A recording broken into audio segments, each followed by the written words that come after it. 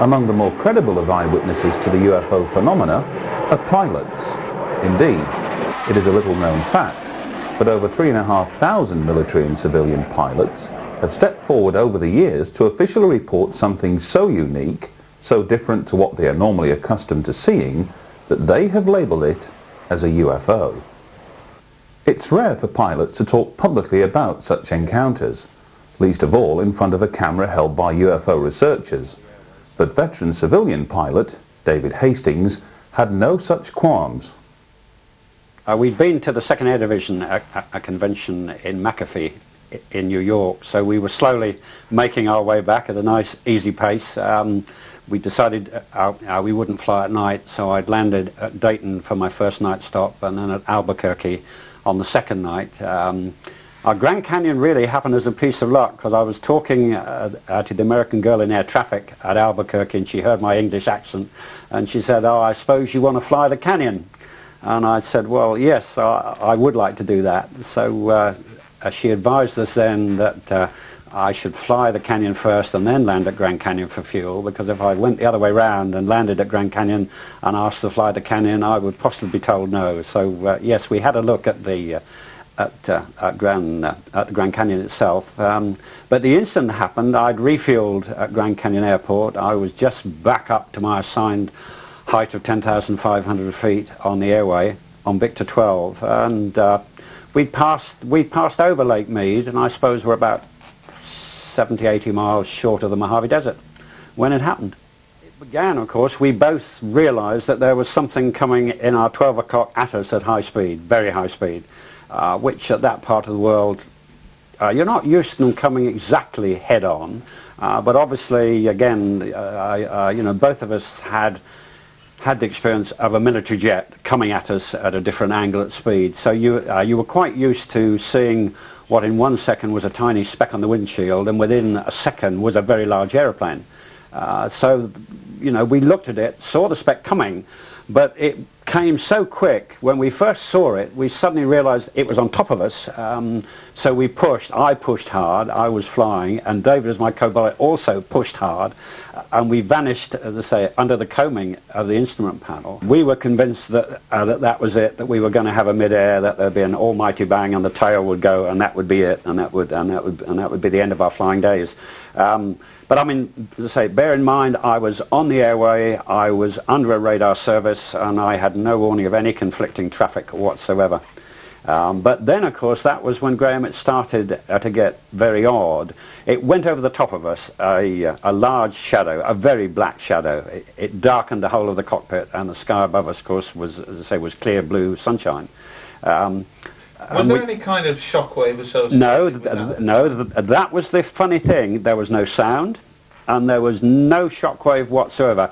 A little bit of turbulence, but that could have been me pushing hard anyway. My first concern was to get back up to my assigned height before somebody started to ask us as to what I was doing.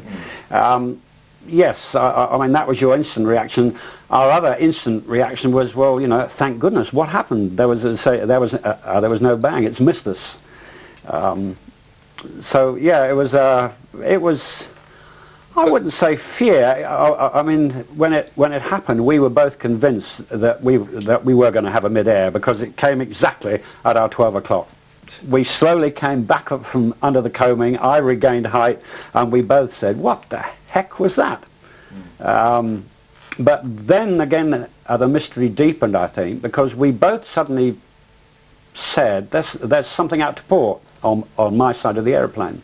But we couldn't see anything, and yet we both sensed that something was formating on us. Something was moving. It started out of the peripheral vision, but certainly it was such a strong feeling. Both of us were looking out my side of the aeroplane. I think it was more than sixth sense. I think we both felt that whatever was there was moving so fast that the human eye couldn't actually register it in detail, but could register that something was definitely moving. We thought it was going, you had a sensation it was going up and down beside us. Right. But I mean, the sensation lasted so long, and it was such an odd feeling, and we were both convinced about it, that I said to David, as I say, you know, you fly the aeroplane, because I've got my camera, my still camera, back in the back end of the aeroplane. So I had time to unstrap, go back, pick up my ordinary still camera, come back, strap in, and we both said it's still there. So I took one picture, and then, as I say, we waited, and then suddenly we both said it's there again. We felt or sensed or could see a movement, but we couldn't focus on it.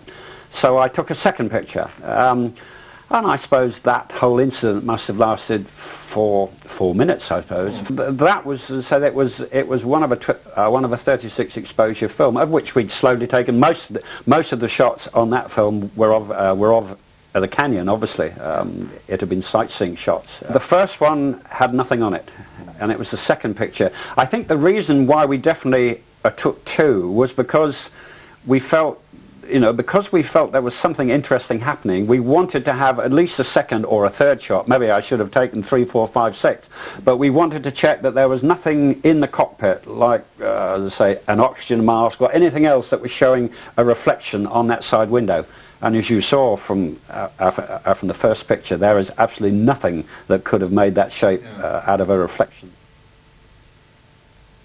About 3 days later, we went to a party at the US Naval Base at Treasure Island, and I took the photographs, as I say, there, and the US Navy officer asked if he could keep them for 3 days, and I said yes, as long as I can definitely have them back before I go back to the UK. Would this be a senior Navy officer?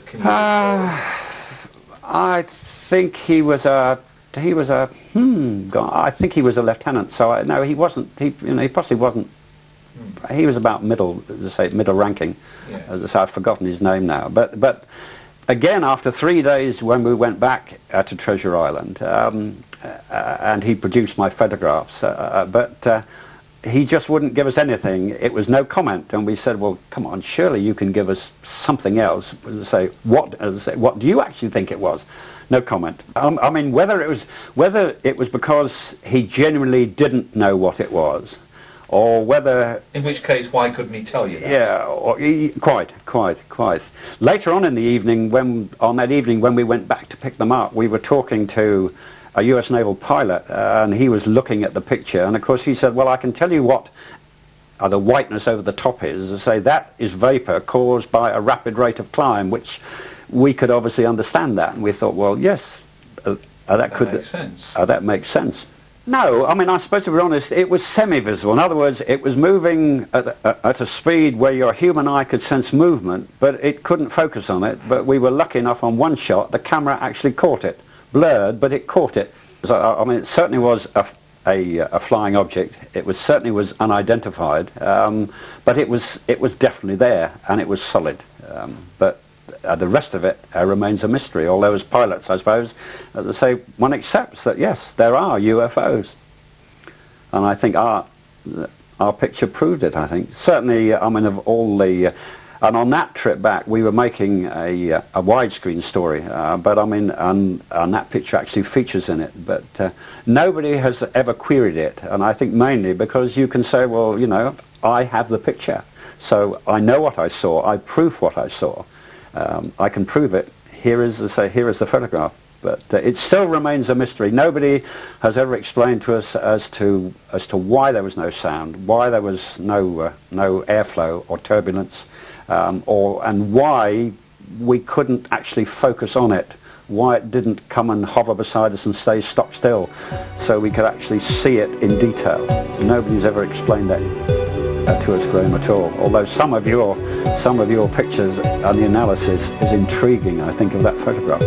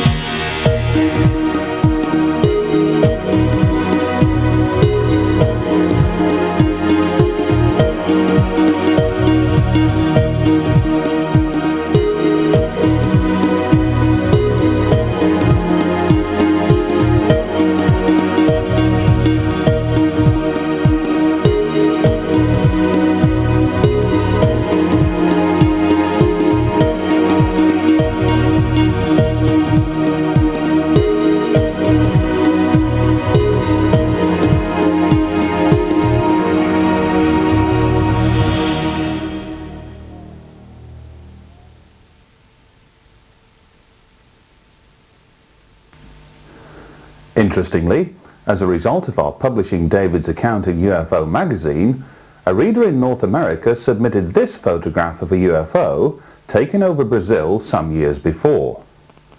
Compare the two. There is a striking resemblance. Is it just possible that the Mojave UFO and that photographed over Brazil may be one and the same? If debunkers are to be believed, all eyewitnesses to purported UFO activity are to be dismissed.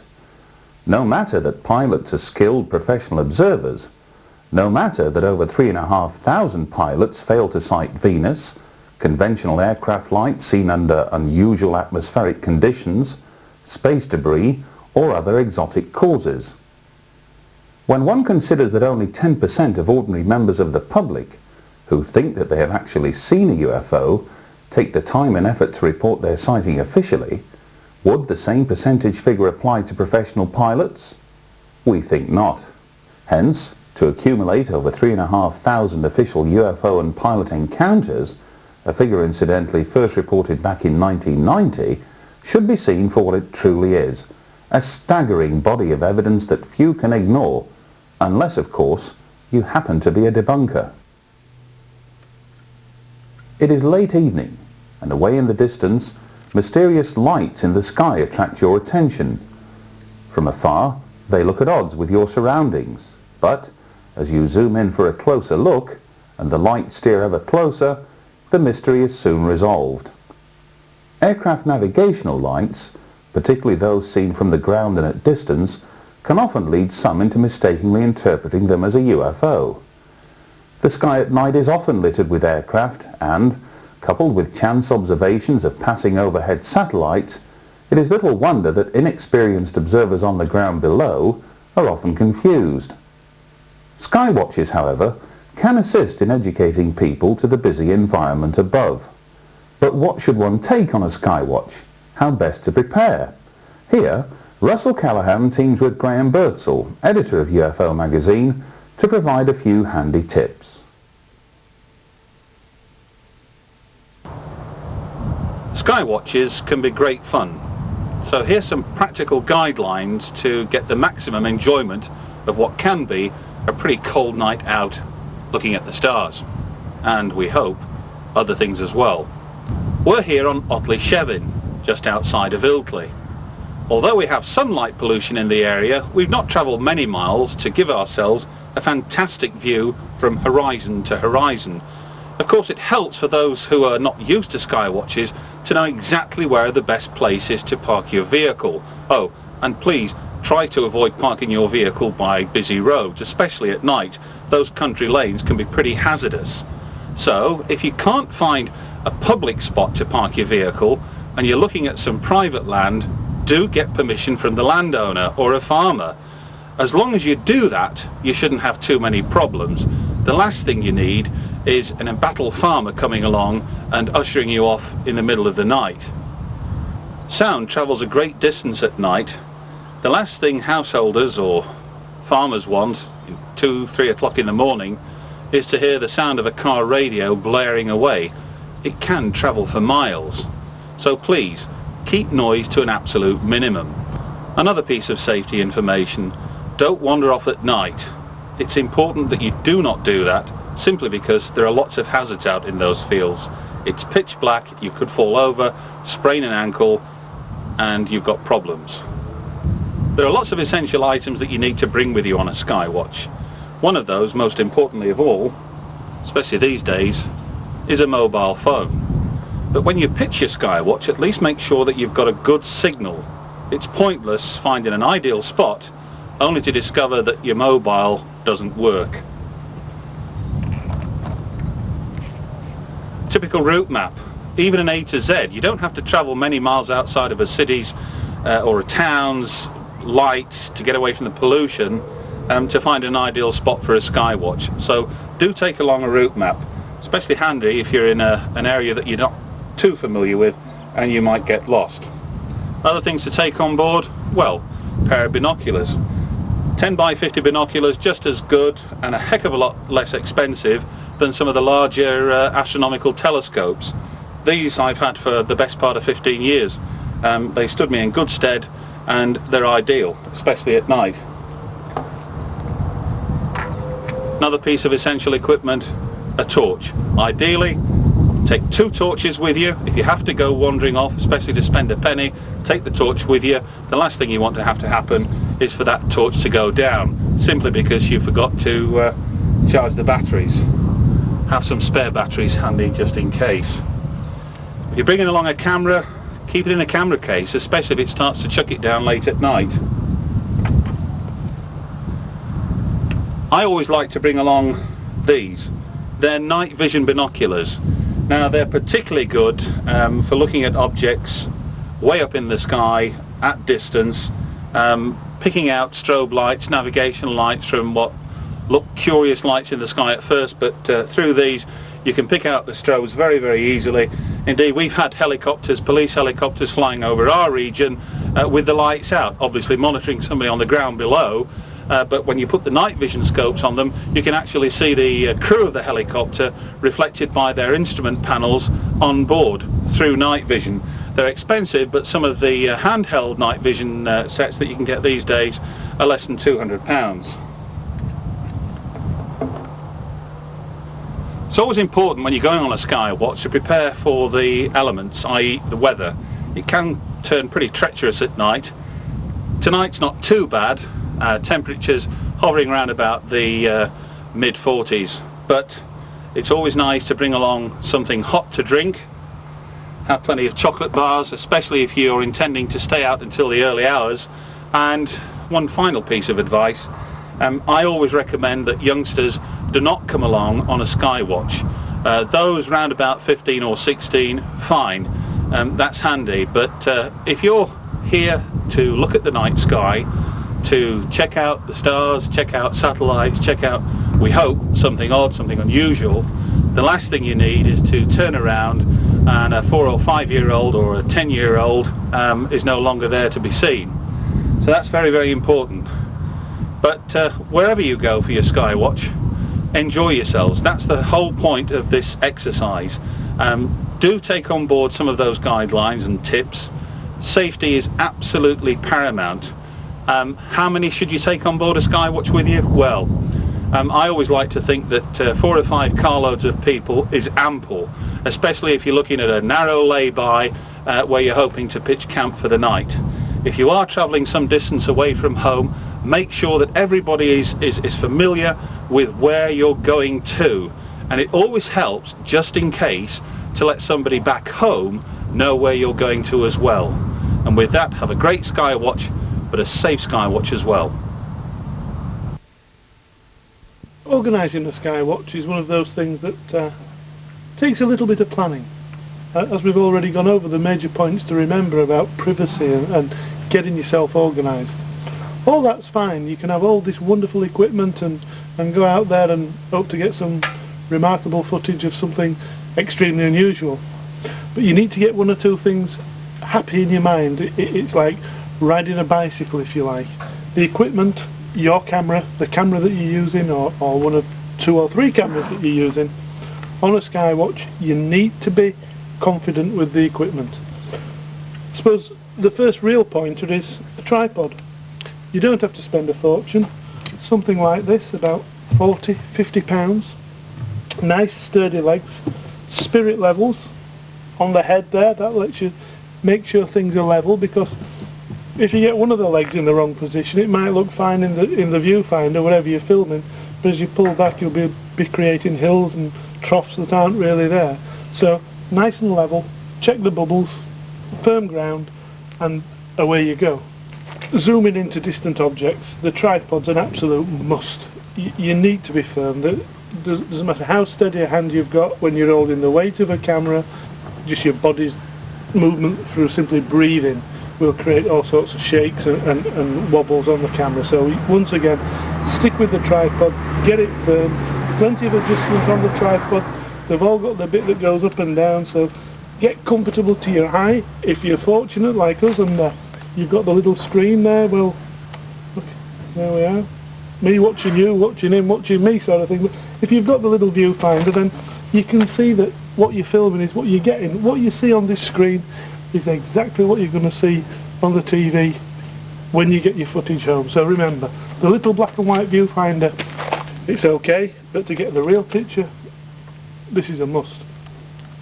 One thing to remember though, the viewfinder, it takes battery power out of the camera, so be prepared with batteries. If you've got a couple of batteries, make sure they're fully charged, know the limitations of your camera.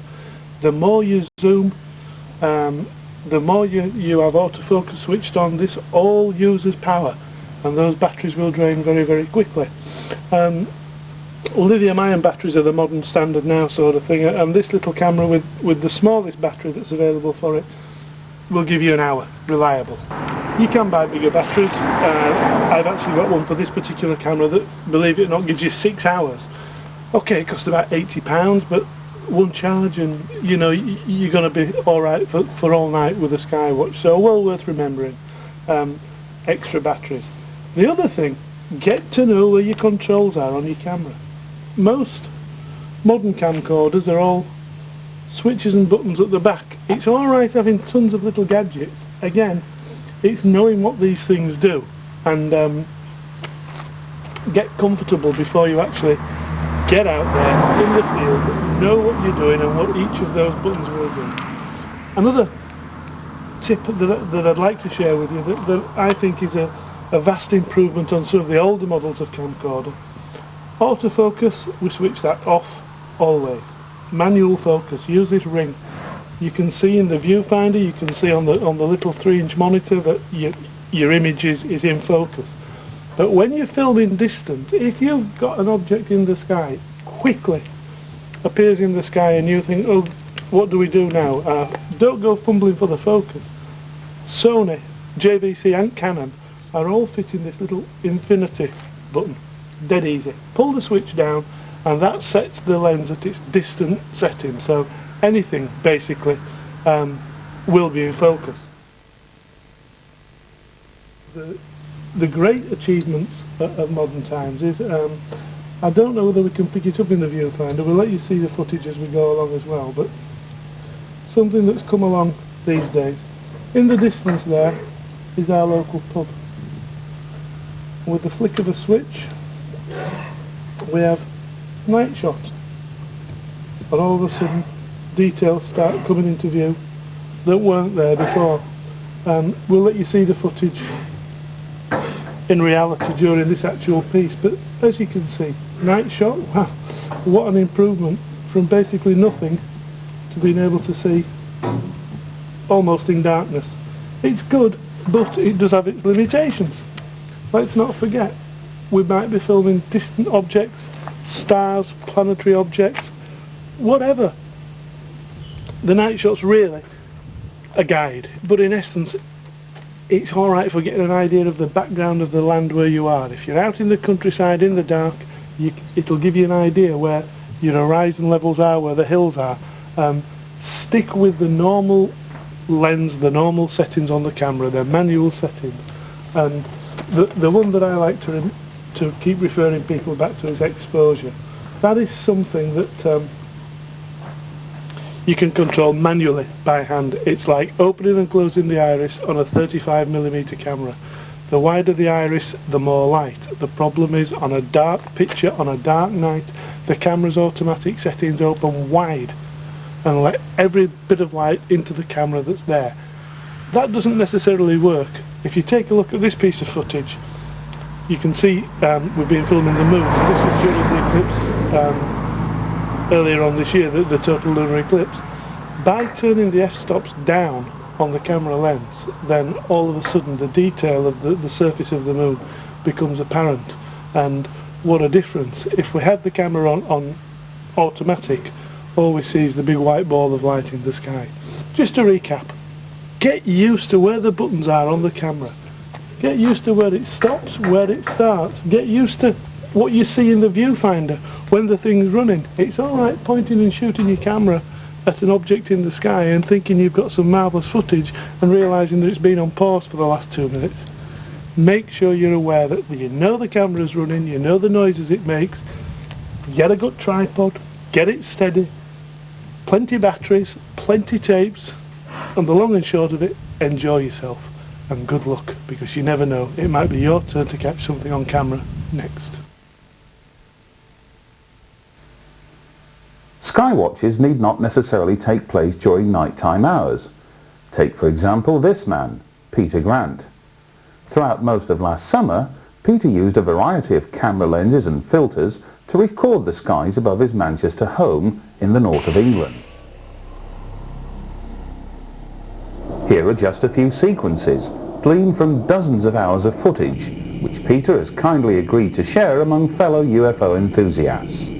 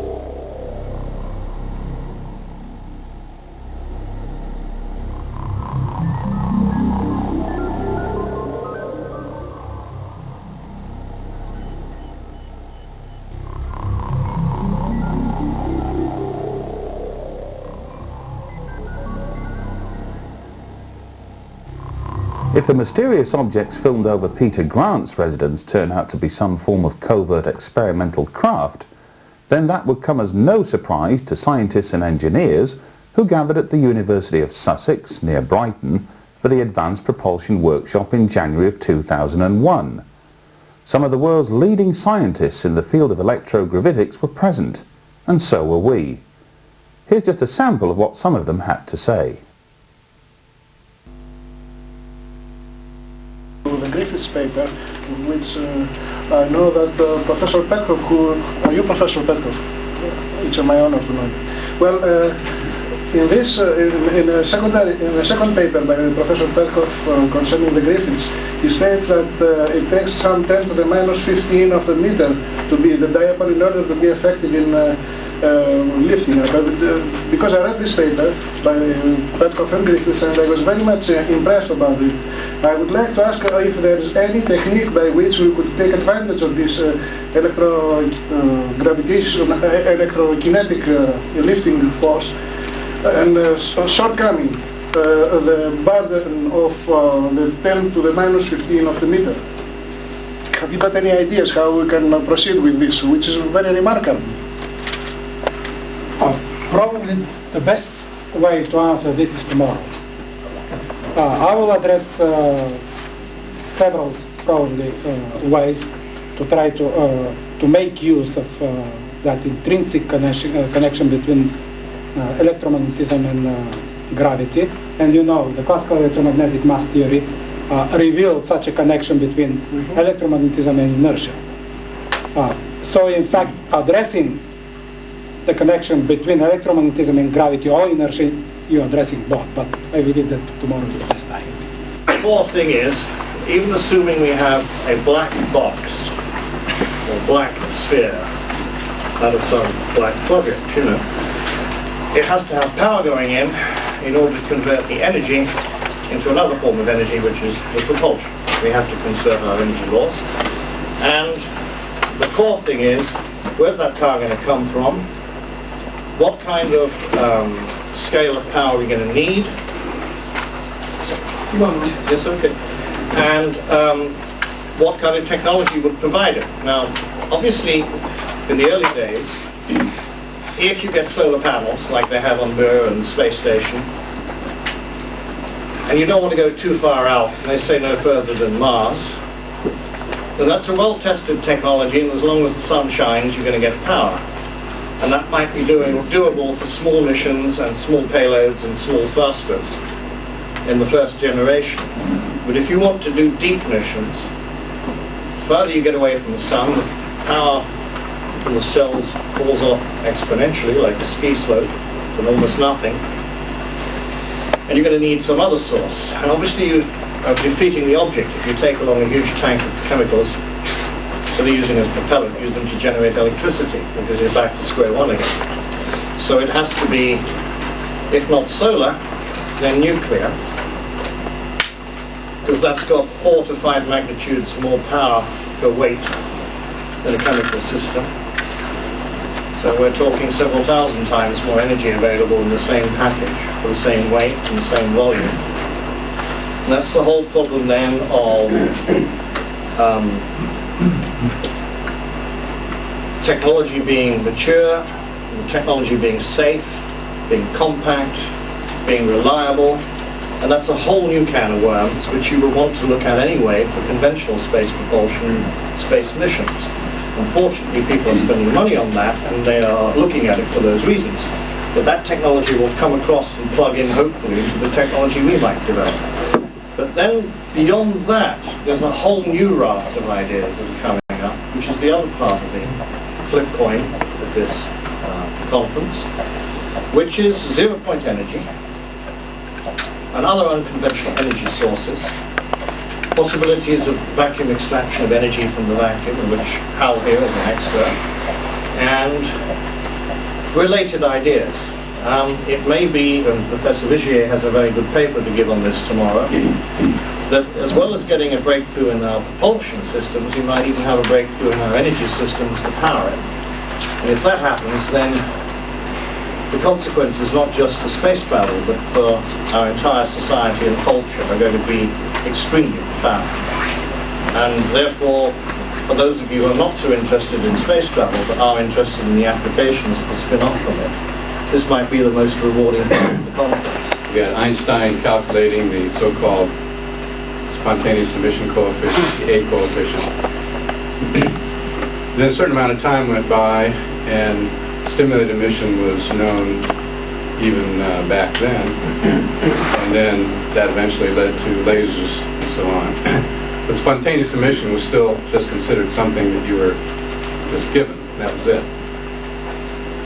But research in zero-point energy finally recognized that spontaneous emission isn't so spontaneous. It's actually a form of stimulated emission, stimulated by vacuum fluctuations. So once that was recognized, which was recognized as a theoretical concept, then you had the idea of, well, it would really be great to control the spontaneous emission rate of excited atoms. And so once it was realized that atoms in an excited state are sort of like pencil standing on its end, and it's the fluctuations which knock it down, then came the idea in the 80s that, okay, well, we'll build a cavity, we'll eliminate the modes at that transition frequency, therefore we eliminate the zero-point energy in that mode. Therefore, if we put the atom in that particular cavity, it'll stay excited, and it won't spontaneously emit. So in fact, that started the whole field of cavity quantum electrodynamics, and now it's used to increase spontaneous emission rates like by a factor of 100.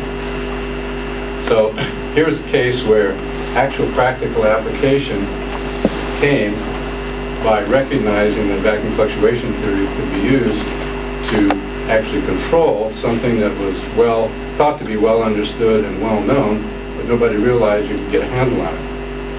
And so that's a nice transition where theory actually comes in and permits you to deal with something you've been dealing with for decades because you had a theoretical foundation in which you started to ask a new question and then came up with a new answer and then a new application. So this is not just a few decimal places. I mean, this is a big factor of 100. And also you can go the other way. You can speed up so-called spontaneous emission by even greater factors.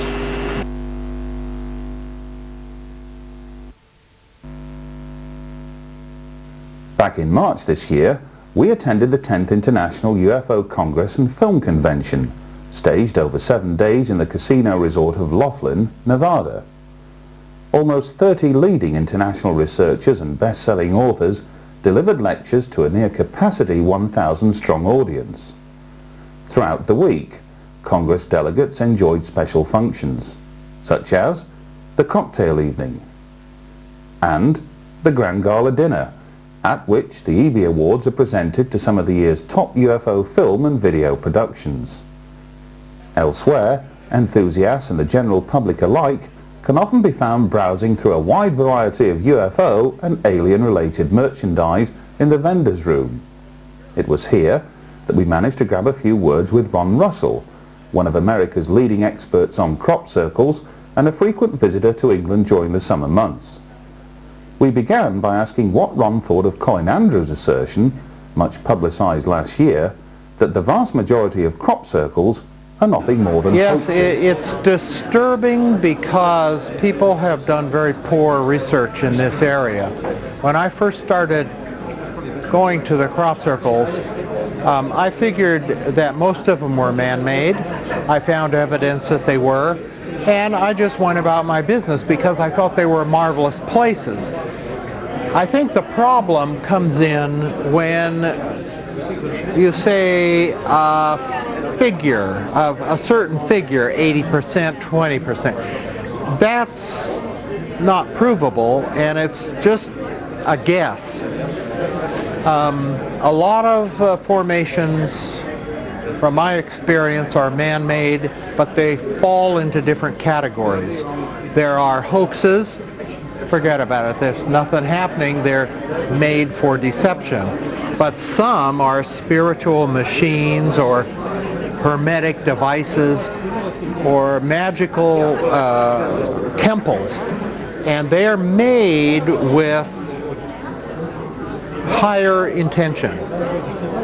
not a deception. So they can't be called hoaxes. We have to, as a community of researchers, come up with an understanding that there are many levels of man-made phenomena, just as there are many levels of beyond human phenomena. Could be ET, could be time travelers, could be astral beings from another dimension, could be fairy spirits and elementals. And I think it's all of the above. Some of the human-made formations have great power. A power to heal people, far beyond psychosomatic effect and placebo effect. The power we see in magnetometer fluctuations, anomalous readings in magnetometers, anomalous readings in microwave detectors, anomalous readings in our Trek 520 electrostatic detector, which doesn't happen in a hoax formation. Here's another further piece of good evidence. Some of the human circle makers I've talked to do this for contact.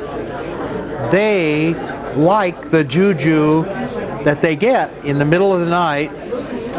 I have gone out with them and watched. I don't make crop circles, but I watched them, and while I didn't see anything that particular night, they report that this indeed is really quite a puzzling part of their work. The magic is real. It is there. We've heard before if there's only one real one, but there are many more than that, and I'm not going to get into percentages. That's where Colin fell down, because he put a number on it, and you can't do that. You just don't know. And his estimation was confined really to England. I mean, we have 4 formations in North Dakota here in America, and Minnesota and Wisconsin, and these are in fields with no tram lines, with no access points, and photos have been taken where they're, how could that be? So there is a real phenomena, but I would encourage people to not throw the baby out with the bathwater. Even in human facilitated formations, the magic is there. Contact opportunities are there. Balls of light and ships are seen by people in those formations. They go into a human facilitated formation and have healing and have epiphany and meet their guardian angel. And so let's get serious here. We have a great opportunity to learn about ourselves, to learn about the nature of illusion and deception at the edge of reality or assumed reality. And I think it's time for us to grow up, embrace the whole phenomena. Some are magical devices, some are trashy hoaxes, some come from beyond. That's the way I see it. Another interesting speaker to attend Congress was Bruce Stephen Holmes, co-author of a new book entitled Incident at Fort Benning. Bruce's co-author and principal character in the book, John Vasquez, was the subject of a filmed interview we conducted in Laughlin some 4 years ago. Until then, few had heard of John Vasquez, let alone his incredible story. Later, we will show a brief segment of our interview with John, but for now, let us hear Bruce Stephen Holmes describe how he first chanced upon John and what led him to take more than a passing interest in his remarkable story. And basically the book is about a very interesting situation that occurred in September 1st of 1977. And it was at Fort Benning, Georgia, where John was stationed as a recruit. And actually he was a volunteer. He wasn't really a recruit, but I use the word recruit. And When he first arrived at Fort Benning, he was in formation for the welcoming speech with the captain, and at the same time there were about 1,300 troops all on this formation, and as they were standing there waiting for the welcoming speech, what occurred was something really dramatic. There were some lights shining and flashing down at one end. They were in formation with Alpha Company first, then Bravo, then Charlie, and then finally Delta. John was in the Delta division. He looked down, and they were supposed to be facing forward in the attention, but people started running, and he began to watch the lights coming forward over Alpha. People were running, and it was total chaos, and moved up to Bravo, then Charlie, and finally to Delta. Obviously what was happening was really strange. John began to notice that the people who weren't running seemed to be frozen or asleep in formation, and he looked over at the captain. The captain who was about to give a speech was fast asleep, and the last thing John remembers is that he must have lost consciousness, because the next thing he knows is he was looking at his feet. One of the most amazing events that I've ever heard of. Namely that 1,300 troops were, or possibly 1,300 troops, were abducted on a UFO on this particular day. That's the first chapter of the book. The book goes through about 2 or 3, maybe 4 other major events that occurred during this 2-week period, and finally culminates at the end with an actual combat maneuver between the troops and a UFO. When I first met John and he told me the story, my first question, and I guess I wasn't really listening to him, was what did everybody think about after it happened? Well, in actuality, while this event occurred in 1977, John's recollection of it started in April of 1989 when he began having nightmares. Quite through some synchronicity, I had a chance to speak with a gentleman who was at Fort Benning in September of 1977 and said to me, "I have no knowledge of this event." And I said, "Well, it was in September." And he said, "September?" And he said to me, "You know, I don't remember anything about September." And I said, "Well, that seems normal to me, because after all, how many people can remember a particular month?" But as we talked, he became more and more agitated, until finally we had to stop talking, because he was actually becoming almost on the verge of violence over this idea that he couldn't remember September. We've spoken since, and I don't even mention Fort Benning, and he has no recollection of the fact that we even talked about it. So it's a very strange thing. I think that there are a lot of troops out there who are having all kinds of physical and mental problems, but have not yet had that awakening experience that John had. To read a book about one man and his extraordinary allegations, quite another to see that same man relate his story in front of the camera. See what you make of John as he describes some of the most telling moments from the incident at Fort Benning. This female voice told me to go to sleep, and next thing happened is that this face, a male face, I know it was a male because that's what I felt, was telling me to look in his eyes. And the image that came across was that the first one was myself standing on an ocean all by myself, and there was a blue sky, and the next image was the whole planet being destroyed bits by bits. And the next image happened was a face, a human face, and his face was all pale, white, paste-like face.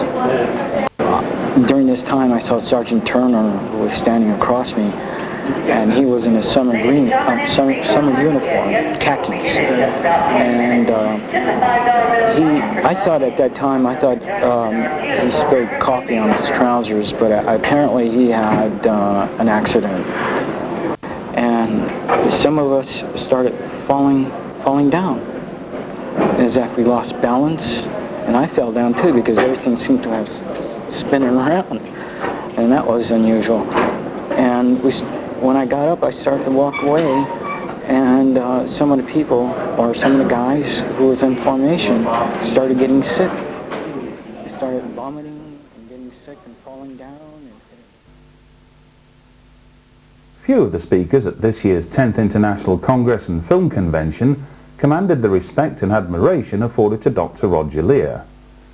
In Hard Evidence 5, we included incredible footage of the surgical removal of an alleged alien implant by a team led by Dr. Leir. But what new evidence, we wanted to know, had he brought with him to Laughlin? Well, they've kindly given me 2 hours to present some new material as well as review some of the older material on the implant surgeries, and I'm going to talk about some of the latest findings that we have on TIM surgery, which was performed February the 5th of the year 2000. The second hour I'm going to broach a brand new subject and offer a theory why alien abductions are occurring worldwide. And I brought the statistics and graphical material to prove that the human race is undergoing a tremendous biological and change not only biologically but also in our consciousness. And I've done this by supporting 17 different developmental growth characteristics in children. And when I present this material, I expect the audience to prove that my statistics that I gathered in 1987 are going to be very, very conservative. And what I've done is to take a 40-year period, 1947 to 1987, and I'm going to point out 17 different developmental characteristics that have changed dramatically in 40 years. And this change far surpasses what is possible from a normal evolutionary trend. And also, since I've discussed this subject and have been taking notes for some years now, in other countries over the world, I've eliminated the possibility of environmental factors or health factors. So barring unknown changes in the planet or something that's unseen in evolution, the only possible explanation can be that the human race is being genetically manipulated, and we're beginning to now see the results of that. So that's what I'll be presenting in the second hour tomorrow afternoon, Friday, at 4:30 here at the UFO Congress, Laughlin, Nevada. And just to focus on a couple of specific areas, we're talking about potential genetic manipulation through all classes and through all, it's not a boundary thing. We're talking about facts and statistics gleaned from areas around the world.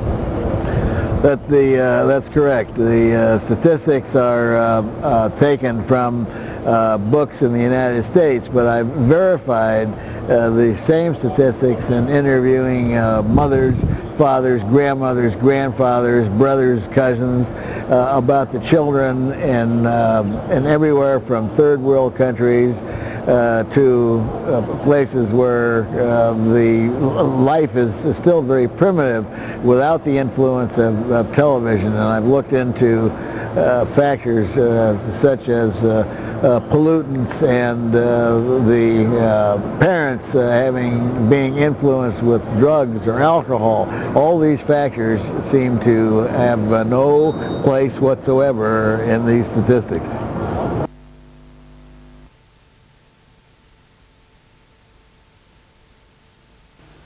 During our visit to Laughlin, we came across one individual, a scientist by profession who prefers anonymity at this present time, who handed over several videotapes after a private viewing.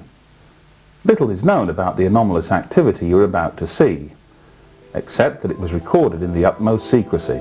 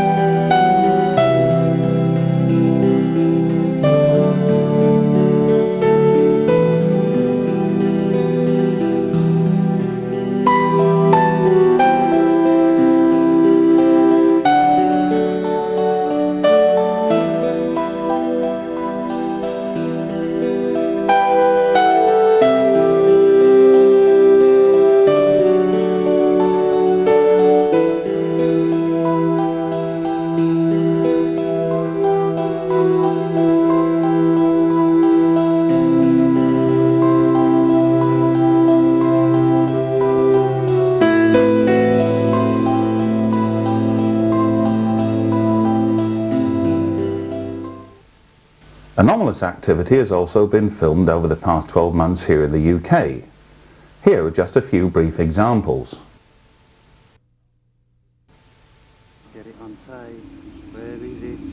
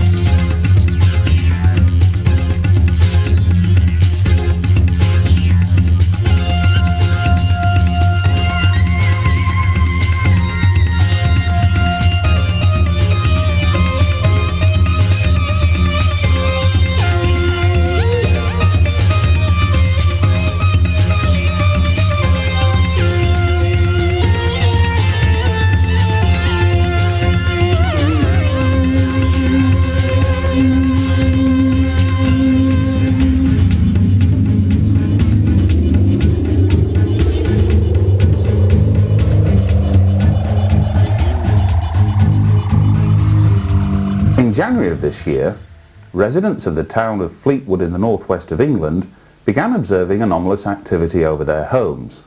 We travelled to the town to discover for ourselves just exactly what was going on.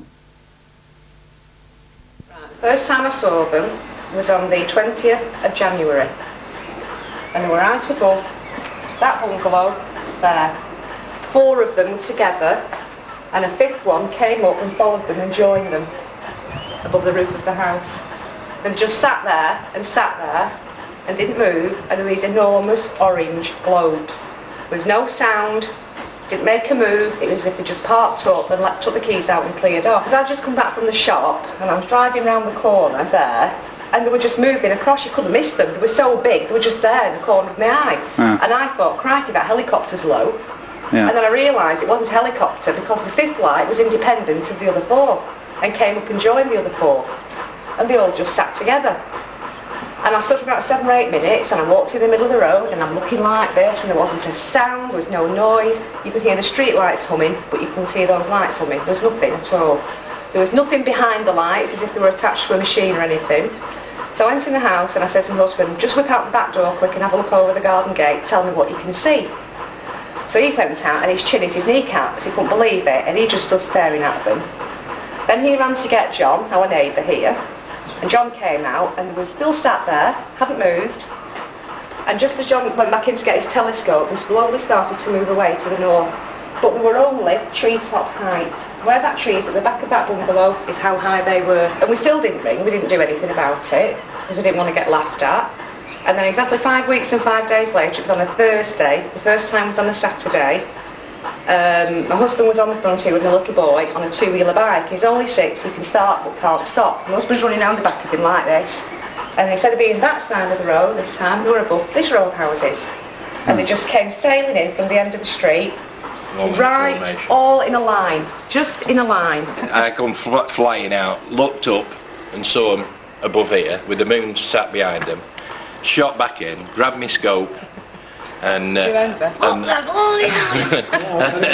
just couldn't believe what I was seeing, and then just checked all 4 of them were okay. There was only 4 at this time.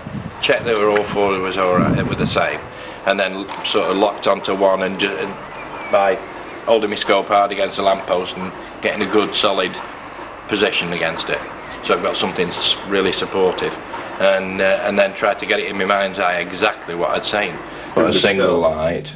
Not any strobing lights, not red and green for your wings, for your port and starboard. No strobing lights, which are now your flashing white lights, which you can see very, very clearly for,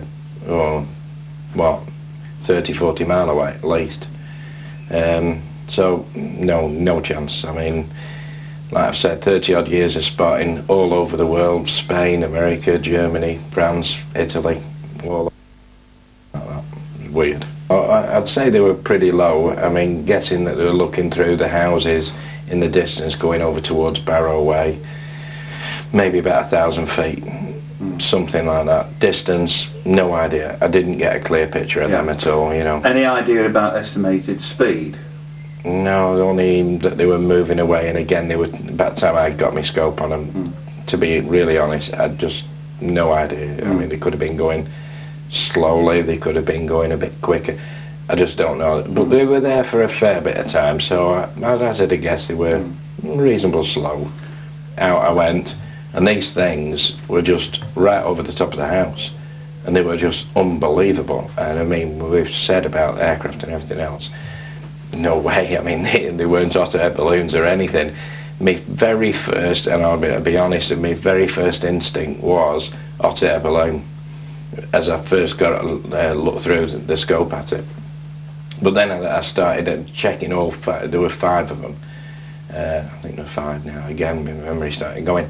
But they were, I checked all the lot, I checked in each individual one, and then I checked one in particular, and they all looked the same. They all were like a big cylinder, white cylinder, like a parachute type material, as you might say. The moon was set behind, so it was showing through this material, as you might call it. And then in the base was like what you might call a candle light bulb There was no flame or anything. It was just like a glow, and that was attached. It was like that, and it was attached to the bottom of this cylinder, and then it was like shaped like that in 4 separate like segments. Open at the top, open at the bottom. So there was not. That ruled out the hot air balloon theory straight out the window. And then the 23rd of March was the last time we saw them, and I was looking through my window because now I sit with my vertical blinds set so I can see straight down the street, and I'm just sat like this looking out the window, and it was 7:45. It was when the adverts were on for Coronation Street, and I looked out the window and I saw in the distance to the north-northeast, that's right, north-northeast, this orange light coming this way. And I called my husband Danny and I said, just have a look at that, is it a plane or is it one of them? And he looked and he said, no, it's a plane, definitely. And I said, well, it's orange and it's not strobing. So I went outside and walked down the driveway, and yes, it was one of them. And I shot back in and said, camcorder, quick, photograph, quick. And we both came running out, at which point John next door had come out as well, and Brian next door but one, Jill the policeman's wife from over the road, everybody was all out again. I managed to get them on camera, take photographs of them, and my husband got the video, and he filmed them all. We don't know what it was, we hadn't a clue what it was, but then they just sort of pulsated, strobe, popped and disappeared. What do you think it might have been that you filmed? I'm not quite sure. As you said before, I'd missed the previous occasion, and because they weren't, even though quite impressive, they weren't as close as last time, I didn't feel that nervous, and that's why I managed to keep a straight hand. But to tell you the truth, to know what they were, I haven't got a clue. I mean, we have helicopters around here. The odd one goes out because we're so close to the coast here, and people get in trouble. So we know what a helicopter sounds like and looks like, and we get plenty of aircraft crossing over. But what this was extraordinary. That's why everyone came out on the street to see what they were, because they were going so slowly, these big orange balls, that people had never seen them before in their life, and they'd like to know what it was. People we've met have around here seen the lights as it's something very common, but it's just this little nick, this little area, which is strange. Oh, the battery's always on charge now. Well, it's definitely not helicopters. It's definitely not a mechanical plane. I don't know of any other kind of plane that we make down here that doesn't make a noise. They weren't balloons, because balloons can't take up formation. Whatever it was under some kind of control to be able to take up formation like they did and just stop in the sky and not move and then just set off again willy-nilly. You know, they were under some kind of control. Wasn't balloons, wasn't helicopter, I don't know what it was, but what I think it was is not of this earth.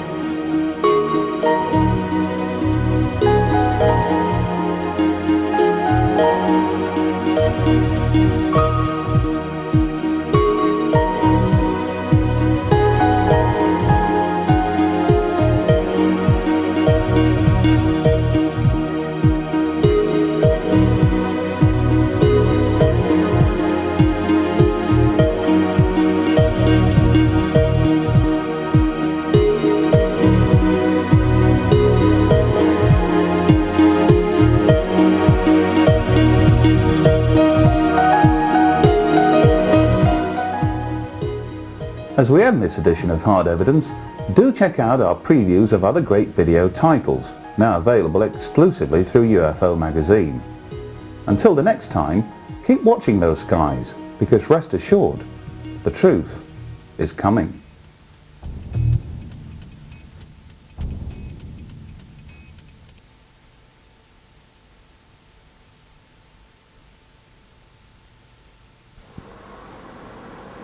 There's a slow-moving object up here, Al. White object in the sky. What? It's like a small star moving across the sky. It's very small. See it up there? I don't know if I can get in focus there. I'm going to pan back. There's two of them. Where? There's two. There's one of them. Oh, there is. There's one behind. 3, 4, 5. They're all in. Oh my God! There's loads of them. They've just. I've got them on tape. Disappearing in the aren't they? There's one ahead. There's one ahead of all the others. See them there, and there's one up there. Oh, they're all on the line. They're like a formation. Yeah, there's two together up there. Look. Oh my God! I've got a. There's loads of them. I hope I get them on tape. I hope I can get these. They're that small and faint. See them? They're like glowing and... They're looking the toffs. Can you see? Oh look, there's a V. Oh my God! Jesus! Oh! Al, there's more of them. Look at them up there. There's Tony! Tony, get up here, look! There's millions of them! Oh my God, look at that! Right up in the Look at that! There's millions of them! See them? Where? Look, up there, amidst the cloud. Oh, yeah. Look, there's loads. There's thousands. Oh, well, there's at least 20 or 30. Oh my God. I hope I can get this. Bird. Jesus Christ, there's formations of them. See them all, Tony? Yeah. They're all moving around. Yeah, oh, jeez. Look, they're all moving in different directions. Loads of them. Oh. Quick, kids, come out here. Up, quick. Look, there's loads of UFOs in the sky. Look, they're all over here. Look, see all the little like stars? Where? Up in the sky by the cloud. I can't You've got to really focus. There's loads of them. There's loads of them. I can't see nothing. Can I have a look at that? I can't see nothing. Let me see. I'm that excited. They're all moving into the cloud and... Them two are right close together, them two. I've seen the one at first, up there. Look, it's that cloud up there. Look, see them all. See nothing. Look carefully. Look, see all the like little stars going into the cloud. Yeah, I can see some. No, I can't see nothing. Oh.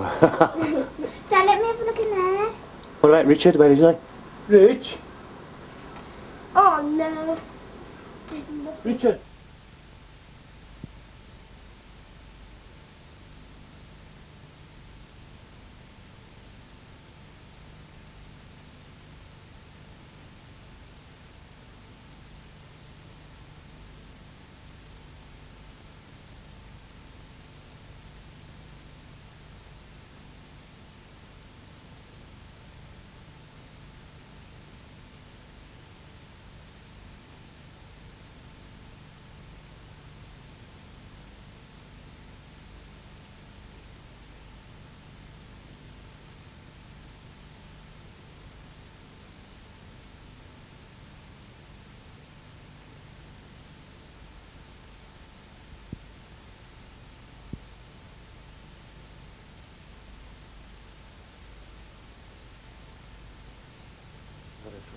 There's two of them. Where? There's two. There's one. Oh, there is. There's one behind. 3, 4, 5. They're all in. Oh my God! There's loads of them. They've just. I've got them on tape. Disappearing in the aren't they? There's one ahead. There's one ahead of all the others. See them there, and there's one up there. Oh, they're all on the line. They're like a formation. Yeah, there's two together up there. Look. Oh my God! I've got a. There's loads of them. I hope I get them on tape. I hope I can get these. They're that small and faint. See them? They're like glowing and... They're looking the toffs. Can you see? Oh look, there's a V. Oh my God! Jesus! Oh! Al, there's more of them. Look at them up there. There's Tony! Tony, get up here, look! There's millions of them!